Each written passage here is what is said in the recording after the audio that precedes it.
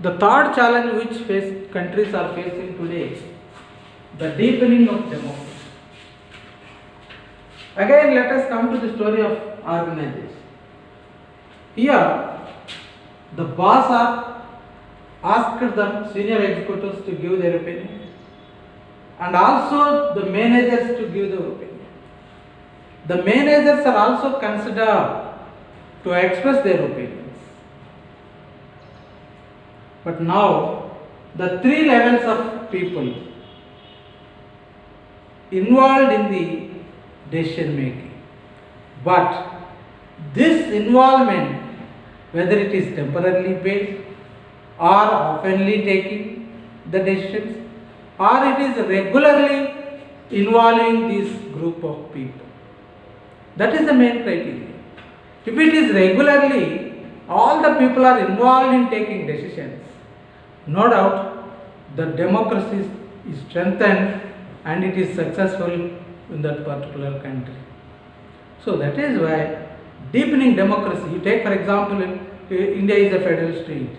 When the powers are given to the local bodies, when the powers are distributed to the state government, automatically, no doubt, the three organs, three levels of the government and three organs of the central government, the powers are exercising for the fulfillment of the needs of the people, no doubt it is a successful and strengthening government, that is democracy. So these are the three major challenges which we are facing today, But these challenges are there. How do we overcome these challenges?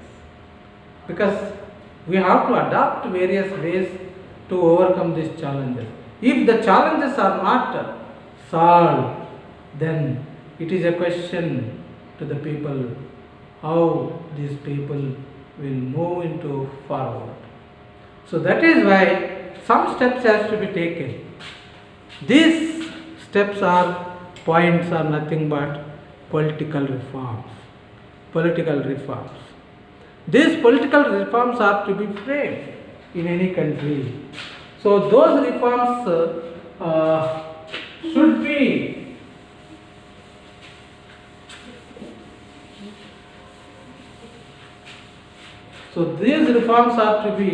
framed. Political reforms. So while framing these political reforms, we have to keep it in mind some points. So what are the points? The first one is laws should be made.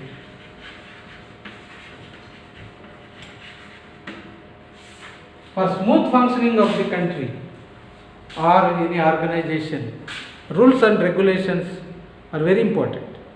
So these rules and regulations are nothing but the laws. So these laws should be made by the legislature or by the government, either in the central or state level. So but making the laws is not enough. Those laws should be, it's not alone work in the country. Making the laws should not alone work in the country. That should be implemented properly. That should be accepted by the people. Take for example cricket. You know the LBW. There is a rule of LBW. When the LBW decision is imposed by an umpire, so it is the people who are playing the cricket has to be followed. If these people are not followed, the decision taken by the umpire is merely, it's not correct. It is undemocratic.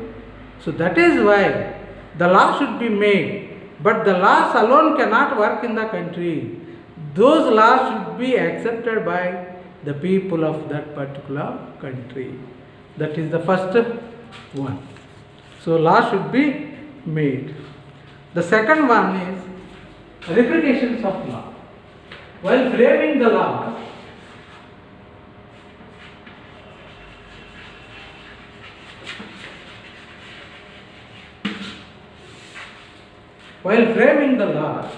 we should keep it in mind whether it is impact is positive or negative.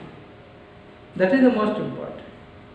Take for example in India, there is a law in the Panchayati Raj Act.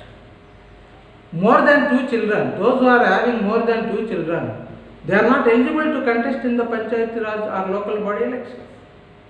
To contest in that means the people, one section of people, they are losing the opportunity to contest in the elections. Though it is good for the democracy, though it is good for the nation, because to control the population, the government has made such laws. But one section of the people, they are losing that opportunity. And the another positive way where this law is working, RTA Act is there. You know the demands of the people. The people want transparency in any democracy. The people want to know the working of democracy in their countries. So that is why the people demanded for the Right to Information Act. After many years, the government passed an act so that now they are enjoying this right. They are knowing all things which are running in the country, what is going on in the country. So this is one replication. So positive replication is there, negative replication is there. So replication should be keep it in mind whether it impact any section of the people in the society or the impact is good on all sections of the society. So that is also should be keep it in mind because it is the most important one. Then the third point is law should focus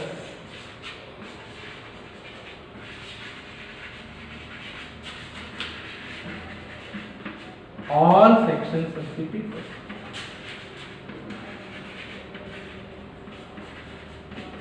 You know, democracy itself, it is a consultant and a consent government. So the people, the opportunity should be given to each and every section of the people. We have to give the workers, we have to give the farmers, we have to give students, universities, all sections, women. So every section, opinion of the every section should be considered. Then only it is possible to frame the most important or fruitful or good laws to the society. So the laws should be mostly give importance to all sections of the people. It is not one section or particular section. So everybody should be taken up. The fourth one is the law should be appropriate and proper mechanism. So any democratic country, they should follow some principles, democratic principles. The mechanism, legislature or parliament, procedure, debates, discussion, public opinion. So all these procedures they have to follow in the making of law. Then only the people can obey the law. If it is known to the people, if the positives and negative impact discuss and debate in the society, so that the best decision can be taken up. So it will be no doubt the law is a fruitful one and good one for the society. So that these laws regularly it should be discussed and debated. That is why any law it should be discussed well in advance in the legislature, parliament, or in the people through the media, among the people through the media, or the educated people, whoever it may be. They can express freely their opinions so that good things can be incorporated, and if any things are adversely affecting the society, those can be removed. So any law which is passed by the government should not be impact any section of the society. So these 4 points should be kept in mind while framing the political reforms. Okay, this is what is the challenges which we are facing today, and what points are to be kept in mind to overcome these challenges.